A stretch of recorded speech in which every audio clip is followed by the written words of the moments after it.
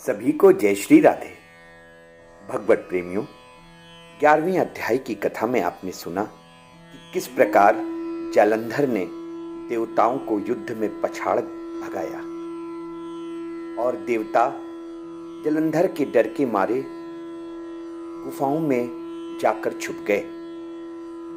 आइए आज की कथा में श्रवण करेंगे कि जालंधर के इस कृत्य को देखकर माता लक्ष्मी को किस प्रकार उसकी चिंता हुई। आइए सुनते हैं। बोलिए श्री सद्गुरुदेव भगवान की जय। मातृदेवो भव पितृदेवो भव। बोलिए लाडली लाल की जय। नारद जी ने कहा कि राजन, तब इंद्रादिक देवता वहां से भय से कंपित होकर भागते भागते वैकुंठ में भगवान विष्णु जी के पास पहुंचे।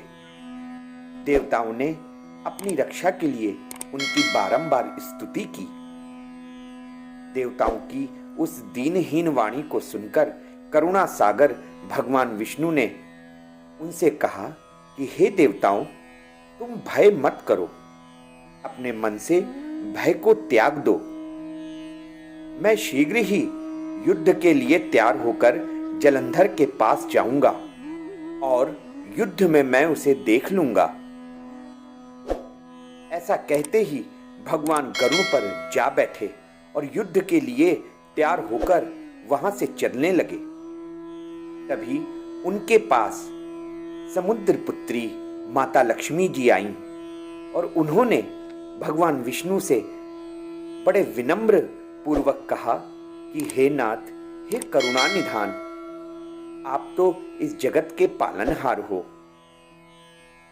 और यदि मैंने सदा सर्वदा आपकी ही पूजा की हो और मैं सदा आपकी प्रिया रही हूं, तो हे नाथ, आप मेरा इतना कहा कीजिए कि मेरा भाई आपके द्वारा युद्ध में नहीं मारा जाना चाहिए। मैं बस इतनी सी कामना आपसे रखती हूं। इस पर भगवान विष्णु ने माता लक्ष्मी से कहा कि देवी, अच्छा, यदि तुम्हारी ऐसी ही प्रीति है, ऐसी ही इच्छा है, तो मैं उसे अपने हाथों से नहीं मारूंगा, परंतु युद्ध में तो मैं अवश्य जाऊंगा, क्योंकि इन देवताओं ने, इन जालंधर के सताए हुए मुनियों ने मेरी बड़ी मन से स्तुति की है।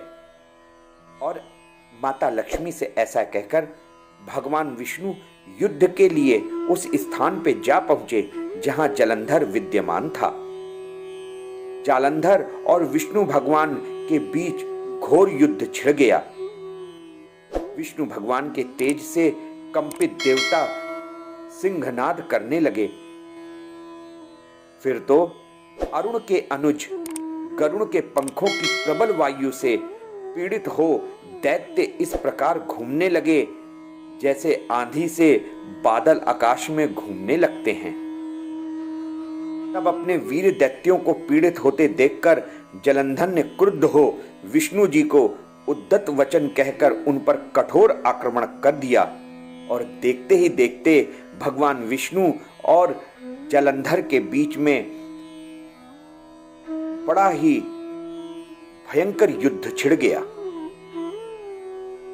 भगवत प्रेमियों, आज के इस 12वें अध्याय की कथा यही समाप्त होती है। कार्तिक मास में भगवान श्री राधा दामोदर जी के चरणों का निरंतर ध्यान करते रहना चाहिए। श्री राधा रानी के नाम का जप करते रहना चाहिए, खूब संकीर्तन करना चाहिए, खूब भजन करना चाहिए, श्री दामोदर अष्टकम का पाठ करना चाहिए।